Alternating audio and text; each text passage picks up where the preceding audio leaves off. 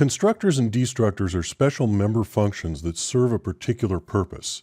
There are a few types of constructors in C++. Here I have a working copy of class.cpp from chapter 4 of the exercise files. And in this particular class, I have not defined any constructors or a destructor. And so because I haven't defined any, there are implicit constructors and an implicit destructor that are included in the class by default. And so when I create this object based on my class, because I haven't defined any constructor, then a default constructor is used. And so you notice when I build and run this, it works just fine. And that's because this class is so simple that the default constructor works just perfectly for it. So let's take a look at how to create our own constructors. And so I'm going to delete this file from my working project, and I'll run clean. And I'm going to copy this constructors.cpp and make a working copy of that in my working project. And we can take a look at how this works. So here we have what amounts to a fairly simple class. There's actually a bit of code down here, and that's why I pre-typed it for us.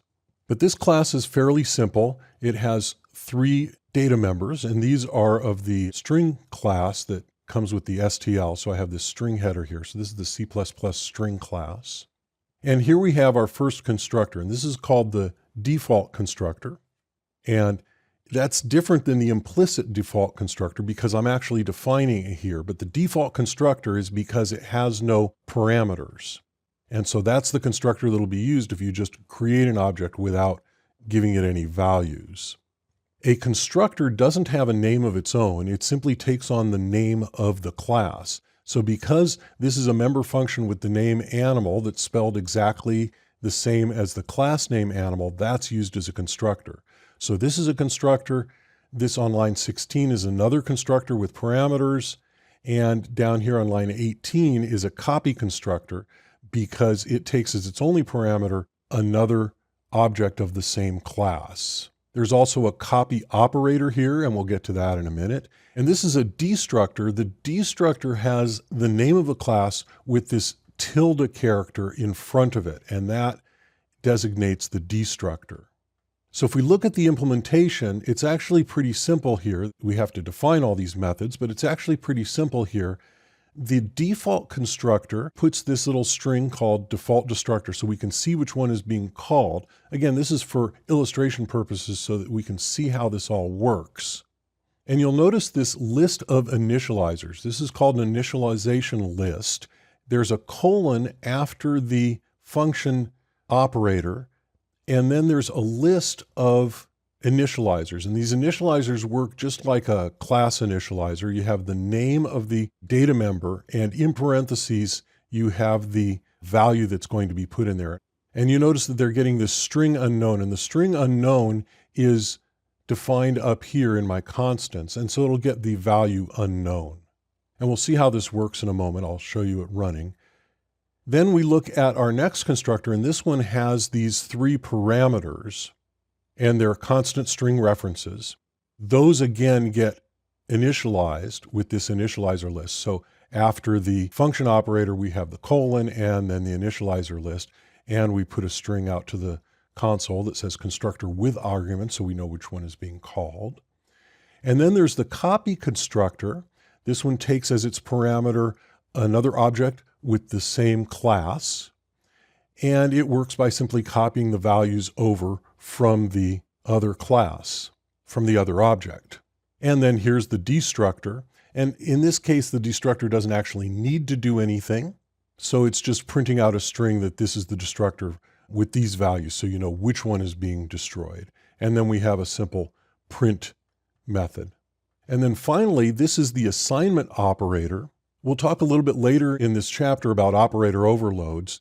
But this is just something, if you're going to be defining these constructors, it's usually a good idea to also define the copy operator. There's something called the rule of 3s that says that if you're overloading any of the implicit copy constructor, destructor, or copy operator, that it's a good idea to overload all 3 of them because you might run into problems if you don't. And so we're going ahead and doing that.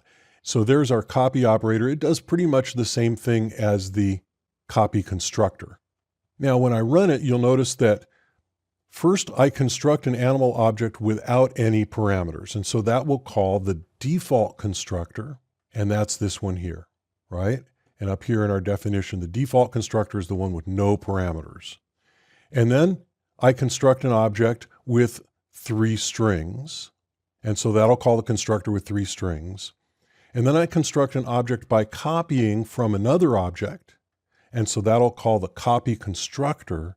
And then I assign an already existing object to another already existing object, and that will call the copy operator. So when I go ahead and run this, build and run, you see we have all these strings. There's the default constructor is called for the first one, and then it prints, and we have unknown for each of those strings. Remember, our strings are the type of the animal, the name of the animal, and the sound that it makes. And so I'm constructing it with a type, a name, and a sound, goat, bob, ba. That's the second one. The first one I constructed with none of them, so it's unknown, the unknown says unknown. And then I construct with arguments, and it says Bob the goat says ba, so that's this one here. And then I have a copy constructor, and you'll notice in my copy constructor, I add a clone prefix, and that clone prefix looks like this. It says clone dash, because I'm cloning the animal, right? And so my copy constructor adds that at the beginning of the name. So when I use the copy constructor, it says clone Bob the goat says ba. And that's this one here because I used the copy constructor. I'm constructing an object with the copy operator. So that calls the copy constructor and says clone Bob the goat says ba. And then I use my copy operator to copy C to A, which both already exist. And so that's the assignment operator. And so I have clone Bob the goat says ba, because this is a clone of a clone. And then at the end of the block, all of these objects call their destructors. And you remember the destructor is this one here with the tilde, and it says destruct clone Bob the goat, and clone Bob the goat. So they're getting destroyed in that order. So I want to show you one more interesting technique here, and sometimes this can be really valuable. Because a case like this, the animal is not really useful unless it has a type, a name, and a sound, right? So I can take this default constructor and I can cut and paste it and put it in the private section.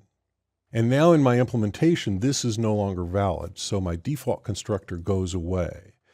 Now, when the default constructor is defined, but it's defined as private, then it becomes completely invalid. And you notice right here, I have an error now for when I use my default constructor.